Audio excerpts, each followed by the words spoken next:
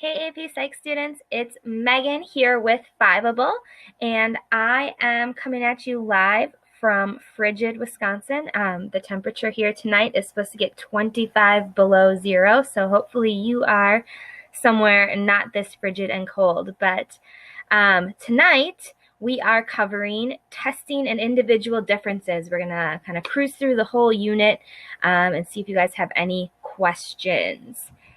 So before we jump in, as always, I like to preview the upcoming weeks. And so the next 3 weeks, we will be discussing motivation and emotion. So the first 2 weeks is typically all brand new content.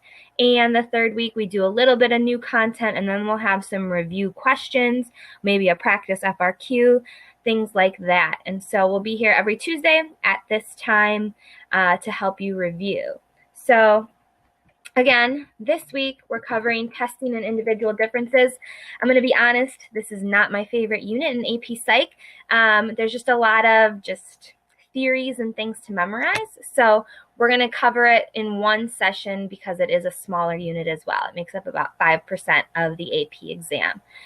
This unit focuses on how we define intelligence, how we assess whether or not we consider someone intelligent, and then it compares and contrasts differences that we see amongst groups of people, and we'll talk about that a little bit later towards the end. So the whole first part here tonight, we're going to talk about kind of famous people and what they think about intelligence.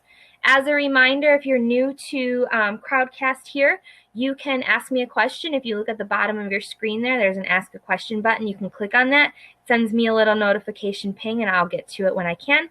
Otherwise, you can talk in the chat like that. And if I see it there, I can respond as well. Feel free to ask questions, right? This is for you, this session, not necessarily for me, right? I teach this stuff every day. So if you want to spend time talking about other stuff as well, like, hey, I have a bio test coming up. Can we talk about some bio stuff?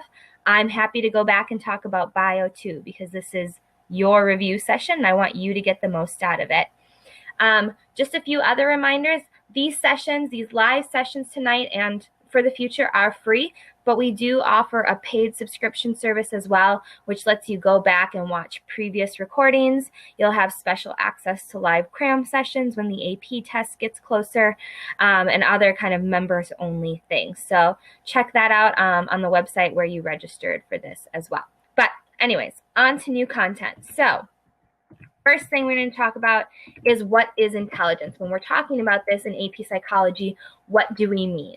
And so first and foremost, you got to know that intelligence is socially constructed. And we've talked about this a little bit before, but what does it mean when something is socially constructed? And so another example of a topic that we've discussed that's socially constructed is gender.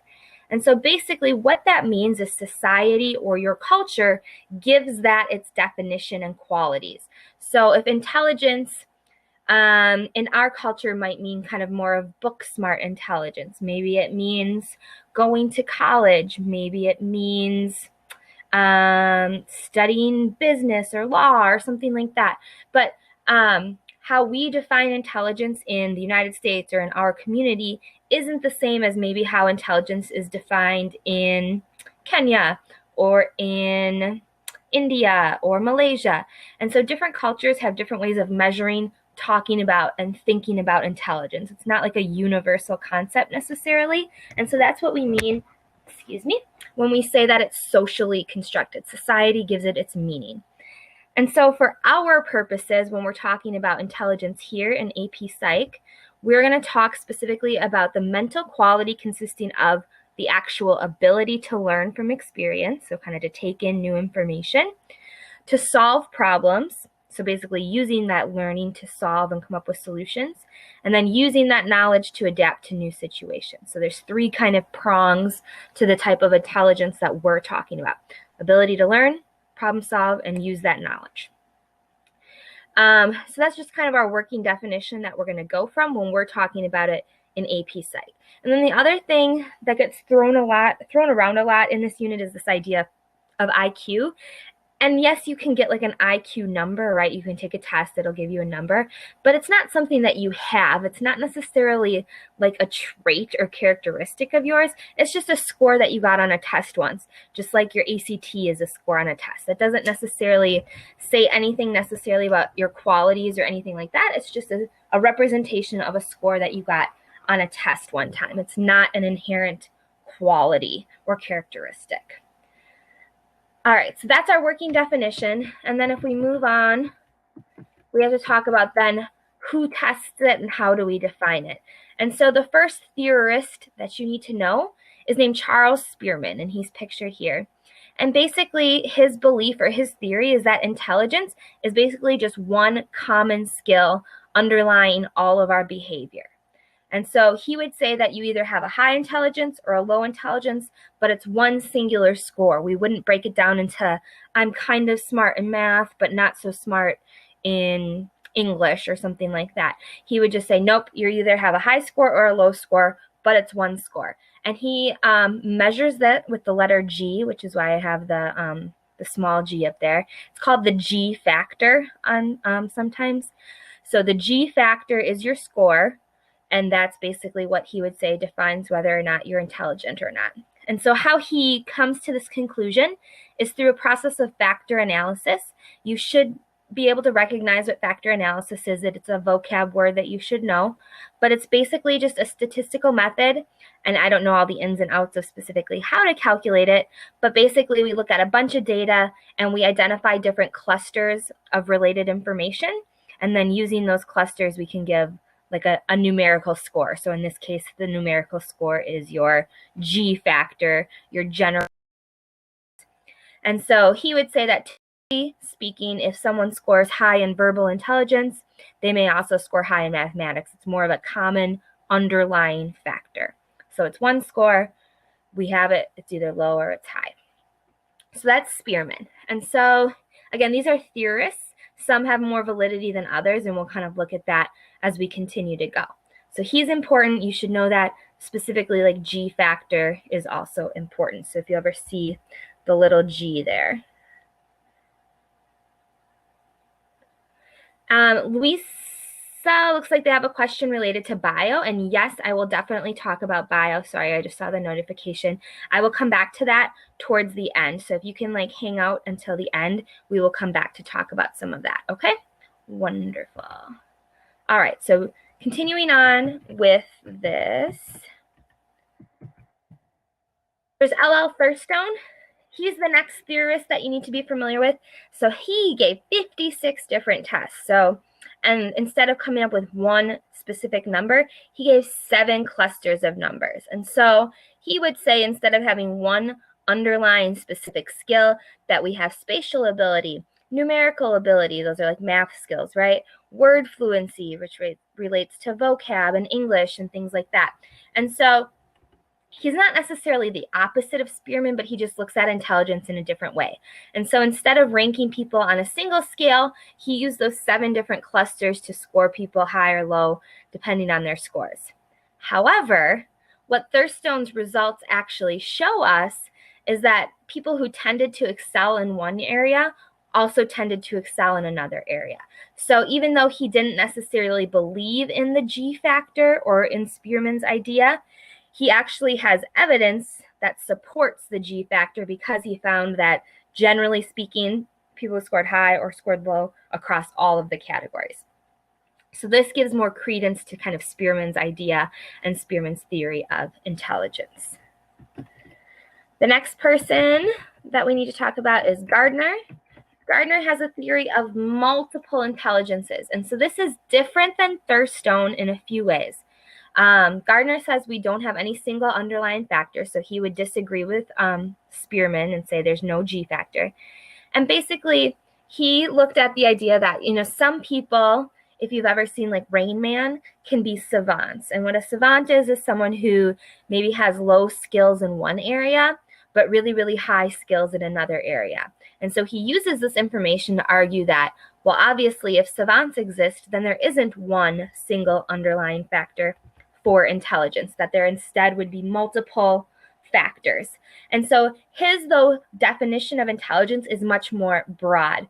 Thurstone was looking at like math skills, reading skills, spatial skills, whereas Gardner, and this is the key to making sure you know the difference, Gardner is going to talk about like interpersonal skills, so like your skills at building relationships, or your kinesthetic skills that has to do with like your body movement or your musical skills. So those are like less maybe academic than what we normally think of when we think of intelligence.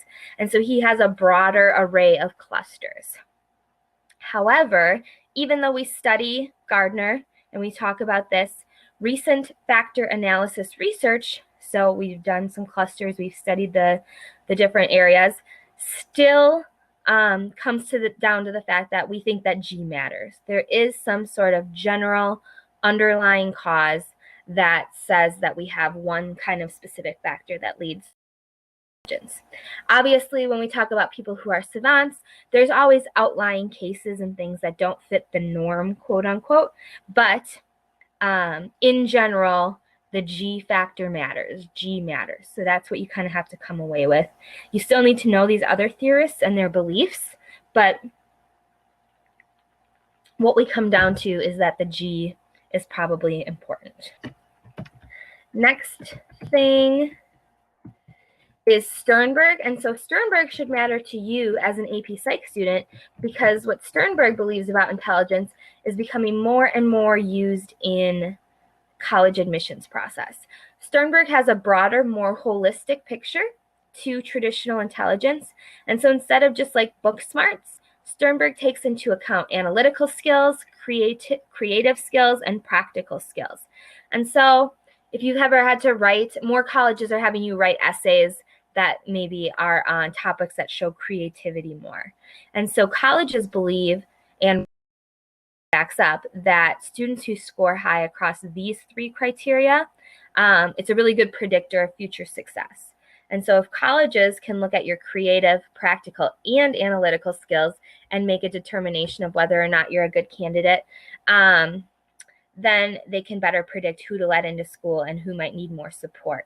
And so as colleges begin to accept this more and more, you may start to see more practical skills on college applications. I know my students take what's called the work keys, which is part of the ACT test that deals with more practical, logical skills. So it's something that's becoming more common and is probably pretty relevant to you as future college students, possibly. So that's just a little interesting thing. And then the last kind of type of intelligence that we have to talk about is emotional intelligence. And so emotional intelligence isn't necessarily our book smarts or our college admissions, that sort of thing, but it is an aspect of social intelligence. And you might, now we're not talking necessarily about G factor. You might have a high G factor, but you might score really low at emotional intelligence. So these are different categories of things that we're talking about. And emotional intelligence is made up of 4 main components. And basically what they have to do with are how we perceive emotions. Like, can we actually recognize emotion in music, in things that we're studying? Do we understand emotions, and are we able to predict how they change and blend? Can we manage emotions and how to express them in different situations? And then are we also able to use them? So people who are really skilled in music and arts and drama would probably score really high in the emotional intelligence scale because they are able to use emotion, convey it, understand it. And what studies actually show us is that people who rank high in emotional intelligence skills tend to have a better job performance, and they tend to be better at marriage and parenting, which kind of makes sense. If you can relate to someone and understand their emotions on a deeper level, then you probably get along and have better, smoother relationships.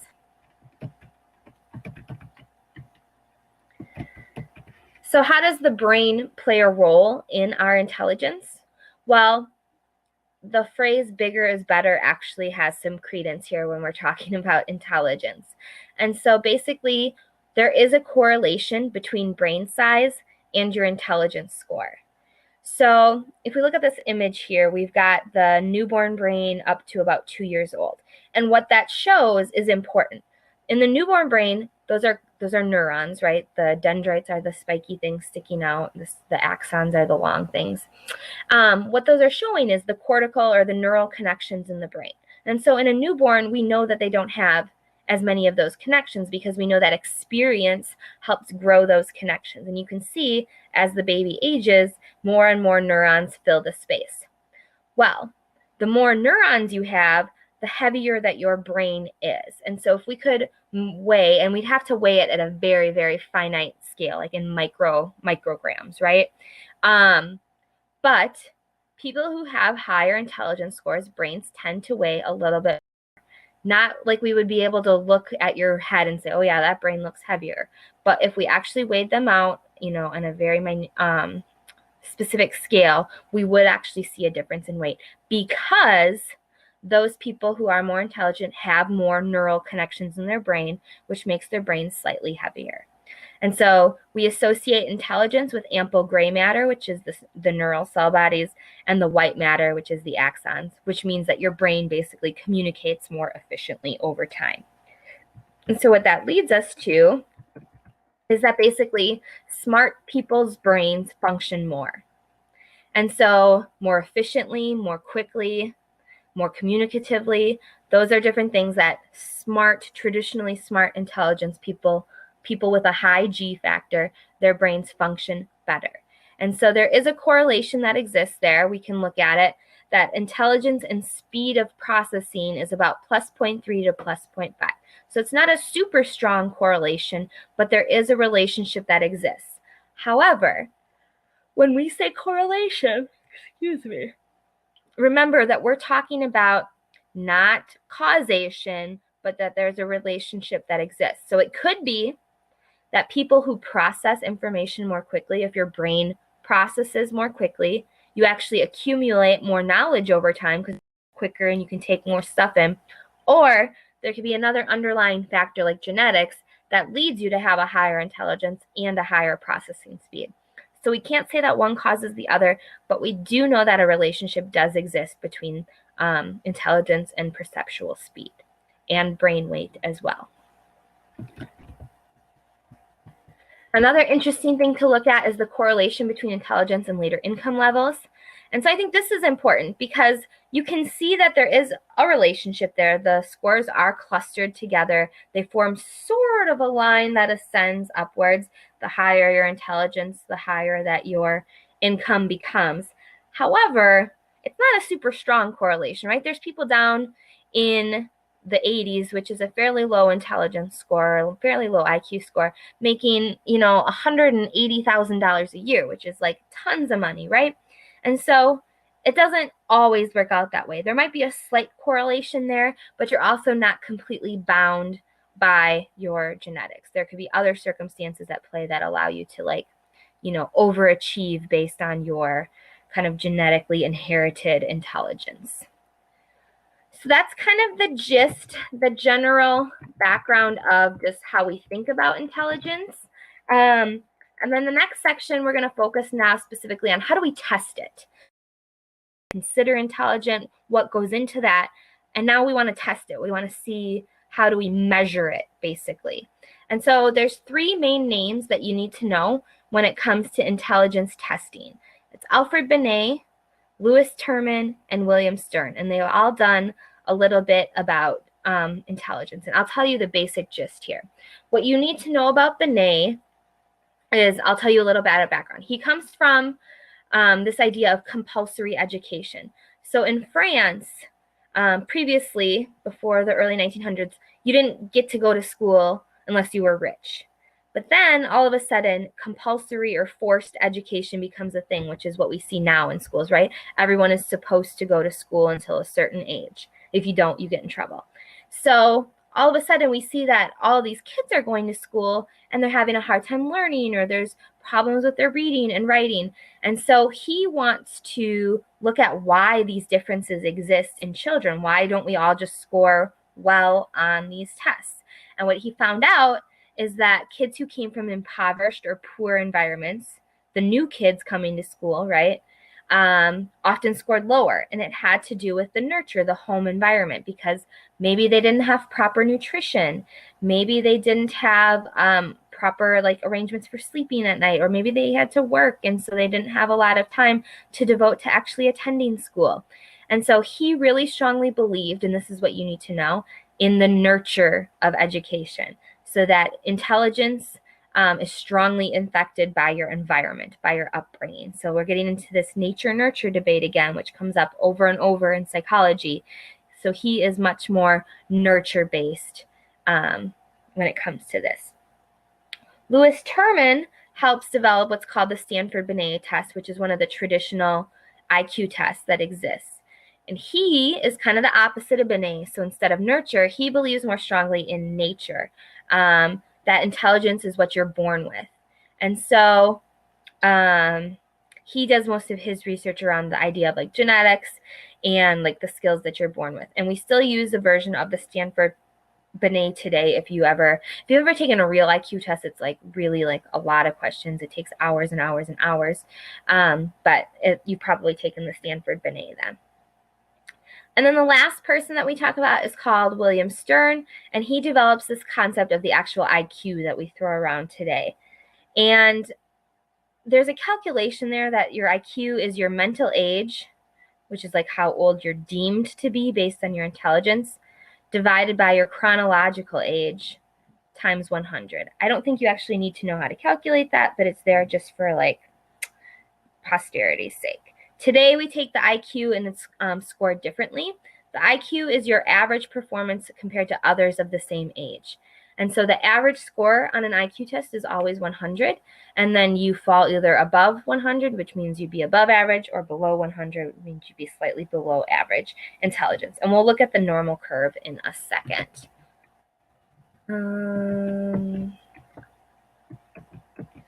Besides IQ tests, there's other ways that we can test intelligence, and some of these are more school related.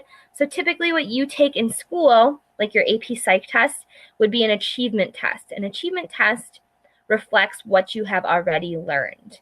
So the AP test is an achievement test. Your driver's exam is an achievement test. It says, do you know how to do, or do you understand this thing that we're asking you about? If you do, you pass. If you don't, you fail. An aptitude test, on the other hand, is designed to predict your future performance. And so like the ACT, those are aptitude tests. Colleges look at your score and they say, okay, this predicts whether or not a student will be successful at our institution. And that's why different universities have different cutoff ranges for ACT and SAT scores. And so they use that to predict if you'll be successful, and if they think you will, then they'll let you in to their college or university. Intelligence tests are also aptitude tests. They like predict your future abilities to like learn, problem solve, things like that. And then the most fancy test that you need to know is the Wechsler Adult Intelligence Scale, which is today's most widely used IQ test. But what we do know, and what's important, is that these tests are strongly correlated to IQ scores. So if you took the SAT, we could generally kind of predict where your IQ would fall, because there is a strong correlation of actually about 0.9. And so if we looked at all of those different scores across the different areas, we could give you a general prediction of where your IQ would fall. So that's pretty good then as a predictor. The SAT works as a pretty good predictor, which makes sense, right? We don't want to be using tests like the ACT and SAT if they don't actually predict what they say that they're going to predict. So how do we determine if a test is going to be useful? Like, how does the ACT become like the test that you have to take to go to college, or the SAT? So we look for 3 criteria when we talk about intelligence testing. Tests need to be standardized, reliable, and valid. And we're going to spend a little bit of time talking about each one of those things, especially reliability versus validity, because I know my students confuse that concept quite a bit. So a standardized test, you've all taken it. I think you know what it means, but do you really know like what that means in regards to like psychology and what we're talking about? So if a test is standardized, it has to have 3 things.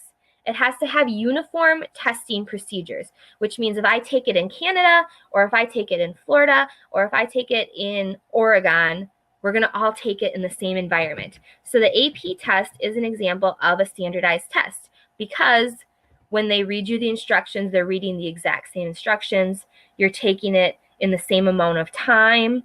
You're taking it probably in a similar environment. And so everything has to be really super specific because we don't want anything to be left to chance. We want everyone to have the same experience. The scores also have to be meaningful as compared to like a pre-tested group. So usually what ends up happening is college students, intro to psych, college students take the AP test at some point. And so they're like your meaningful group that you sometimes get compared to because we want to make sure that we're actually testing the average knowledge of what someone who would be taking like an intro to psych class would know. And then lastly, a test has to have a normal or normal-ish curve, which we'll look at on the next slide. So basically, what we do with the data is we take everyone who takes the AP test, which is like several 100,000 of you will take it this year, and we put them on a graph. And if we do have enough data, we hope to see that normal curve, which we'll look at on the next slide. And one thing that we found over time is that standardized tests or like intelligence tests, performance has been improving over time since about the 1930s. So think about what causes that to happen. And so if we look at what was happening in the 1930s, there was the Great Depression. It was between the world wars. There's a lot of chaos and things happening in the world. And then we come out of World War II and we have much better nutrition. We have the rise of like suburbs and the middle class. And so basically what's happening is we're taking better care of ourselves as humans. And so our brains are developing better.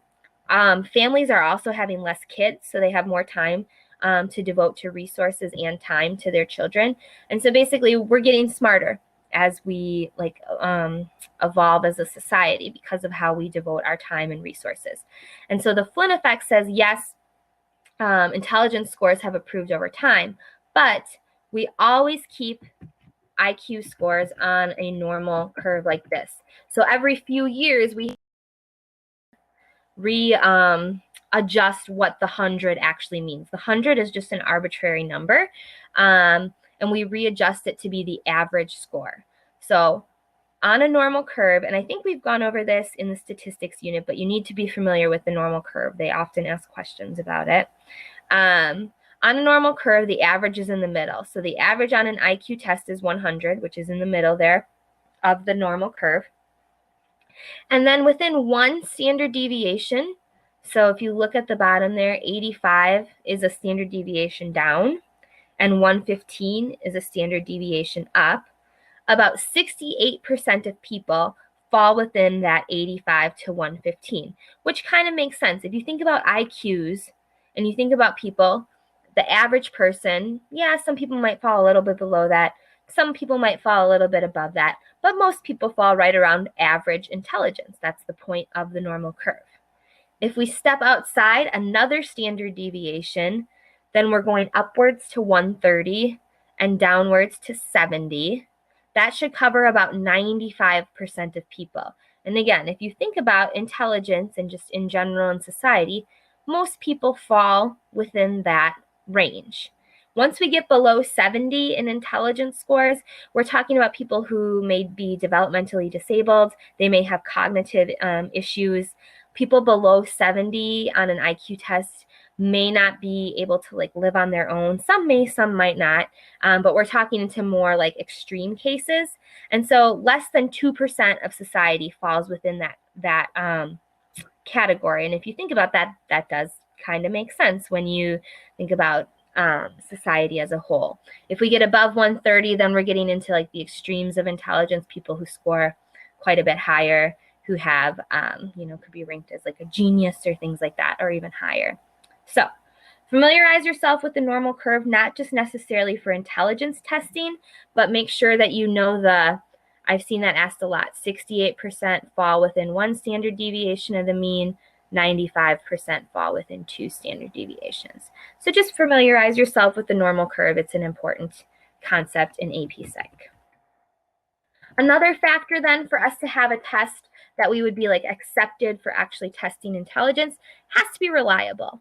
And so what we mean when we say reliable is that it has consistent scores. So you don't take the ACT one day and score a 32 and the next day score a 24. That's a huge swing in points, and we would say that that's not very reliable. Does that happen? Maybe in like extreme circumstances, you were really sick or something happened to cause you to have a huge swing in points. But typically speaking, even after tutoring, you score within a few points of where you originally scored. Ways that we can test whether or not an exam is reliable is you could take the test once and then take another version again.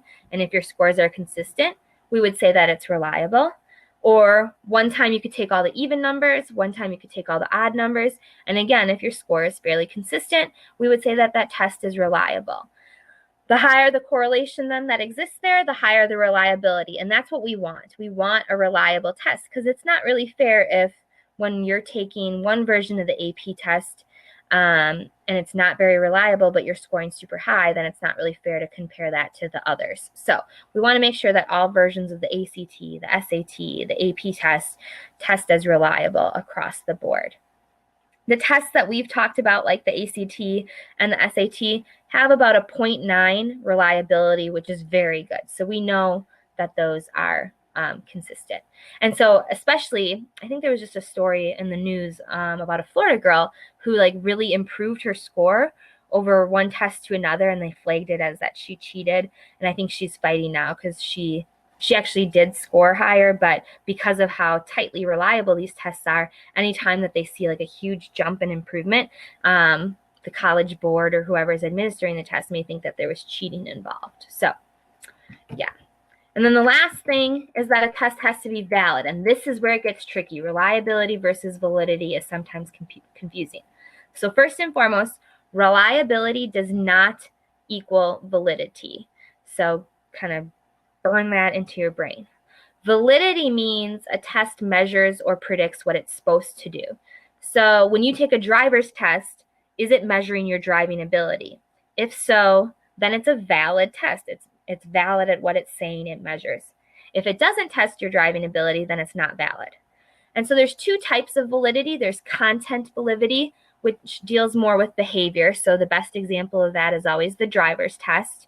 It could be like a CPR test too. That's like a skill that you might be tested on. And if that test is actually testing your ability to do those things, then it's valid.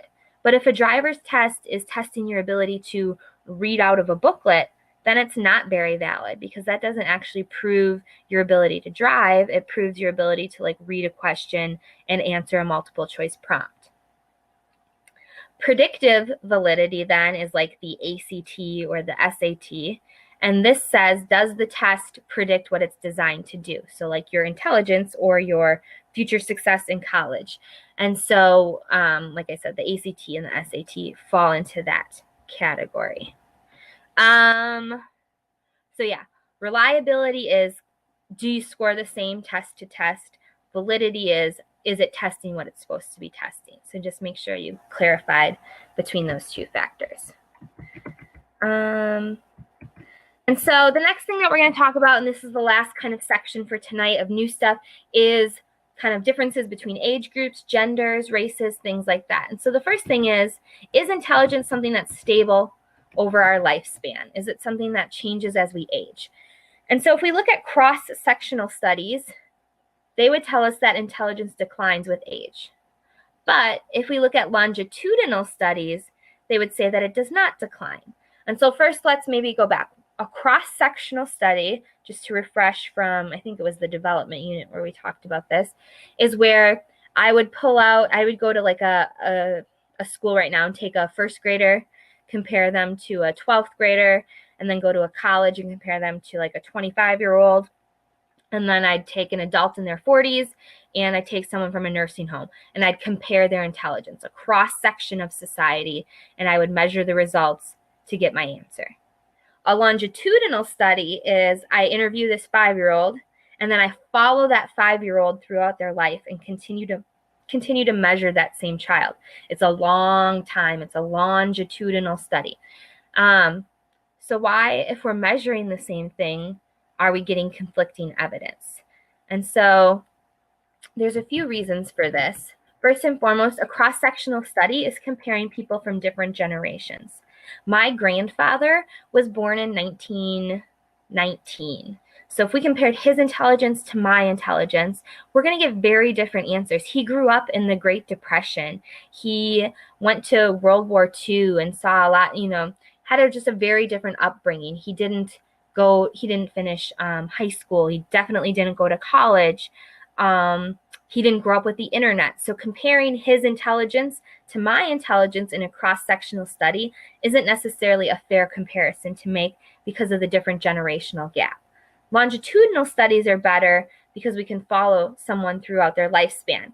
However, there's problems with longitudinal studies as well because people die or maybe you lose track of someone, and so then you don't necessarily always get consistent results either. So just being able, this is often a question or like a concept on the AP test, being able to compare and contrast a cross-sectional to a longitudinal study. So what does aging tell us about intelligence? Does it stay the same, or does our intelligence decline as we get older? And so we have to look at the different types of intelligence that we have. Crystallized intelligence is like your school smarts. It's everything that you've learned, your vocabulary, basic facts like all of the states and the capitals. It just increases with age, right? The more you know, the older you get, the more you learn. And so you have more knowledge, more facts, more information. So crystallized intelligence doesn't really go away unless you get some sort of form of dementia or something like that. But in general, our crystallized intelligence continues to grow. Our fluid intelligence then, which is having to do with more like reasoning and analysis and our ability to learn new things or think abstractly, that does tend to decline as we age. And so when we ask, how does intelligence change over time, that's it. Your crystallized intelligence continues to grow, and your fluid intelligence abilities do decline with time. So just being able to know the difference between the two will be important for the test. Lastly, this is a chart that just kind of shows the intelligence and its stability over time. So in the different age groups and the different IQ scores, you can see that there definitely forms a correlation there. The scores are fairly tight. It also shows us that people with higher IQs tend to live longer. So again, think about why that may be. And it's going to link back to the same thing about the generational stuff that I talked about. People who live longer probably also have higher IQs because they have then better access typically to resources like medicine, food, healthcare, things like that. People who don't have access to that may die off earlier, and so then we don't see their data in the studies. But typically speaking, having a better socioeconomic status, which we saw in the previous slides with income being associated with a little bit of a higher income and IQ being associated with a little bit of a correlation, you could see why those two things may come together. You could hypothesize a few other reasons as well.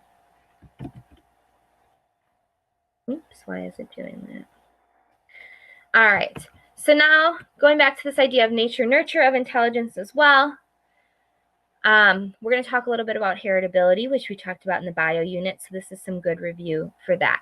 Intelligence scores, the variance between intelligence scores can be attributed to about 50 to 70% genetic variation, which means that intelligence is highly heritable, which means it's highly genetic. That doesn't mean environment or nurture doesn't matter, but it just means that we know for a fact that genetics do play a role. How do we know this for a fact? Well, we've looked at twin studies, and so twin studies show us if we are able to study a twin raised over here and a twin raised over there, they're raised separately, even though they grew up in completely separate environments, their IQ scores are very similar. So if the environments are completely different, but the scores are still very similar, then we know that there has to be a nurture play, a nurture factor. No, I'm sorry, not nurture, a nature factor at play. There's genetics causing that. Other Evidence to support this idea is that children who are adopted tend to have similar IQ scores to that of their birth parents rather than their adoptive parents. So again, the environment isn't influencing them as much as the genetics or the nature is. However, we know that nurture can play a role as well, right? The school that you go to matters. The nutrition that you get matters. Whether you learn to read at an early age matters. So it's never just nature or nurture, but we do know that nature plays a heavy role. And so, like I said, intelligence is a heritable trait, which means it's capable of being passed down from parent to parent. And the percentage of variation that we see within a group of people, whether it's the students in our class or the students in our school, is attributable to genetic factors. So, getting into a few more nature-nurture ideas. We're going to skip that, and we're going to skip this. Actually, we'll do the gender. We'll come back to the gender stuff. Maybe. My slides have stopped working. Here we go. So differences then that exist between racial and ethnic groups in intelligence. If we look at intelligence scores across the specific groups, we do see differing scores amongst different racial or ethnic backgrounds. We also see then that people who score high, like groups of people that score high, are more likely to attain higher levels of education and income. So what we see happening here is kind of this self-fulfilling prophecy. Because genetically speaking, if I took 2 people from Iceland and 2 people from Kenya, one person from Iceland might be more genetically similar to the person from Kenya.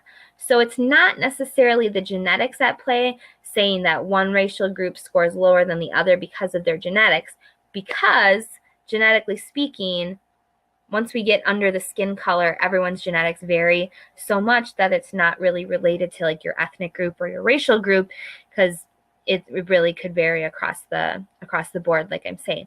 So why do these different intelligences exist between groups? Well, it has to be then a nurture factor as well. And so when we look at these groups, we can see like historical trends of groups that are oppressed, who don't have access to early education or to the things we talked about with proper nutrition or things like that.